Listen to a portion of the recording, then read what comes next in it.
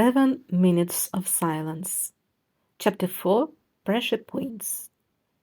By the time they got him into interview room B, the city had started to breathe again. Early traffic, distant horns, the low hum of a place pretending nothing unusual had happened overnight. Inside the building, however, the air was different. Filtered, controlled, and just tense enough to keep everyone a little sharper than usual. The suspect sat at the metal table with his hands loosely cuffed in front of him, posture relaxed, shoulders down as if he had chosen to be there. He was in his early 40s, dark hair threaded with gray, face unremarkable in that way that made it difficult to remember later. Only his eyes stood out, steady, attentive, and quietly amused. Andrea leaned against the wall, arms crossed, watching. Sophia took the chair opposite the suspect, placing her tablet on the table with measured precision. She didn't rush. She never did. Silence for her was not an absence. It was a tool. Taras hovered near the observation glass, sipping what looked like his third coffee. "You know," he muttered, not quite under his breath, "most people try to avoid getting caught. This guy booked front row seats." Andrei didn't look at him. "You done?" "Just warming up," Taras said. "Someone has to keep morale alive." Sophia glanced at them both, the corner of her mouth almost moving. "If you're finished, I'd like to begin." "By all means," Taras said, raising his cup slightly. "Don't let me ruin the vibe." She turned her attention back to the suspect. "Let's not waste each other's time," she said calmly. "You know who we are. We know you're connected to the incidents across the industrial sector. The question is simple. What exactly are you running?" The man smiled faintly. "You're asking the wrong question." "Then help me ask the right one." He tilted his head, studying her. "You're assuming this is about operations. It's not. Enlighten me." "It's about conditions." Andrei shifted slightly, pushing off the wall. "Conditions for what?" The man's gaze flicked to him, measuring. "For absence." Taras let out a quiet snort. "Right, because that clears everything up." Sophia didn't break eye contact. "Define absence." The man leaned back in his chair as far as the cuffs would allow.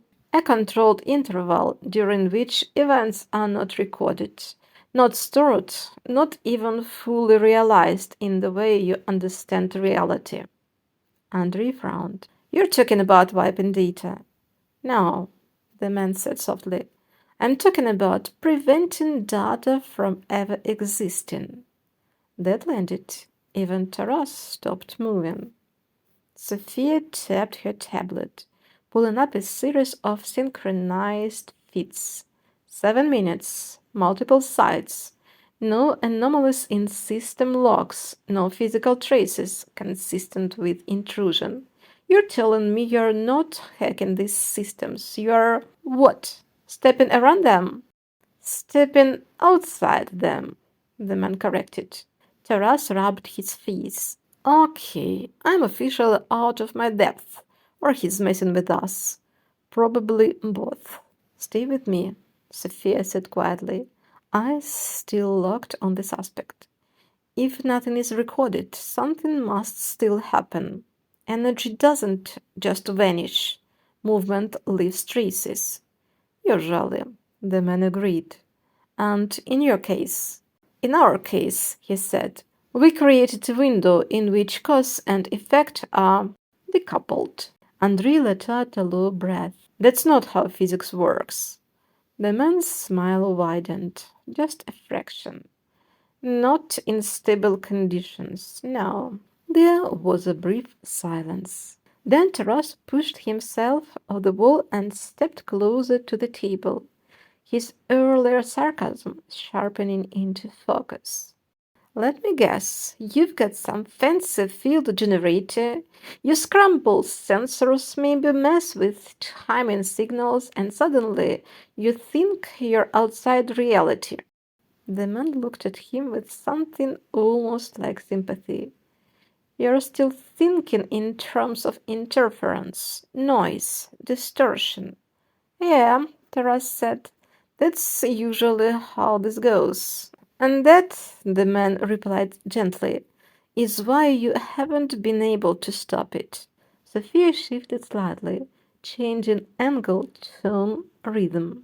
Let's try something else, she said. You knew the window would trigger at the dock. You stayed inside it long enough to be caught. Why?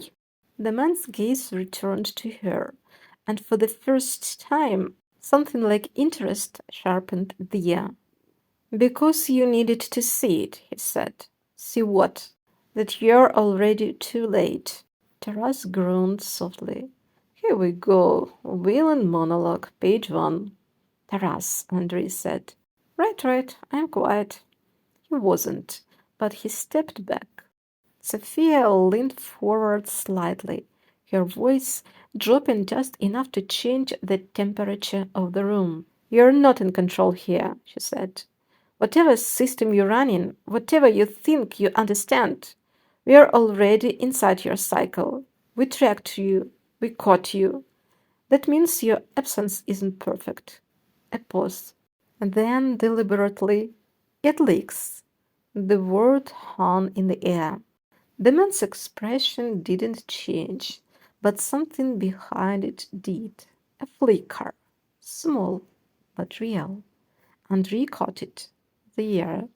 He stepped closer, voice lower, more direct. You split the trail at the facility. You tried to mask direction. That's not something you do if you're invisible. That's something you do if you're worried someone might follow. The man said nothing, which means, Andrei continued, you're not outside the system. You're riding the edge of it. Taras couldn't help himself. So what? Like a glitch surfer? Sophia shot him a look. He raised both hands. What? It fits. The man exhaled slowly, then smiled again. But this time it was thinner. You're closer than you think, he said. Sophia didn't let up. Good. Then let's go to the rest of the way. What's generating the window? Silence. Where is it anchored? She pressed. Silence. Who's running it? The man's gaze shifted, just briefly, toward the observation glass, not at Taras, beyond him, as if checking something that wasn't physically there. And that was when Sophia felt it. Not a sound, not a movement, a pressure.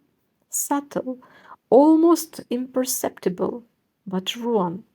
Like the air in the room had thickened. Do you feel that? She asked quietly. Andrei nodded almost immediately. Yeah. Taras blinked. Feel what? Guys, if this is another reality glitch thing, I'd appreciate a heads up. Shut up for a second, Andrei muttered. The man straightened slightly in his chair. You're starting to notice, he said. Sophia's voice remained steady. Notice what? That the window doesn't just happen out there, he replied. It can happen anywhere. Taras froze. Nope, don't like that. Not one bit. The lights flickered. Once, clean. No power fluctuation on the panel. No delay. Just a blink. Sophia's mind moved quickly now, connecting pieces. The system isn't tied to a location, she said. It's tied to a trigger. The man said nothing. But it needs calibration, she continued. Conditions, stability. You can't just deploy it anywhere, anytime. A pause. Then That's why you're testing sights. Another flicker, stronger this time. Andre's grip tightened on the back of the empty chair beside him. Sophia, I know, she said. Her eyes never left the suspect. You said we were too late, she went on. Late for what? The man's smile returned, full now, almost relieved. For the part where it was still an experiment. The pressure in the room spiked. Not physically, something else, harder to define, harder to ignore. Tara swallowed. Okay, I'm officially voting. We wrap this up and get out. Like now. No, Sophia said quietly. Sophia, if it's going to trigger, she said, this is where we learn how it works. Andrea looked at her for a fraction of a second, then nodded. Fine, he said. But if this goes sideways, it will, Taras muttered. We move fast, Andrei finished. The man leaned forward slightly, chains giving a soft metallic sound. You still think you're observing this, he said. You're not. Then what are you doing? Sophia asked. His eyes held hers. You're inside it. The lights went out. Not dimmed, not failed, gone. For a heartbeat there was nothing. No sound, no movement, no certainty. Then something shifted, and this time they were ready.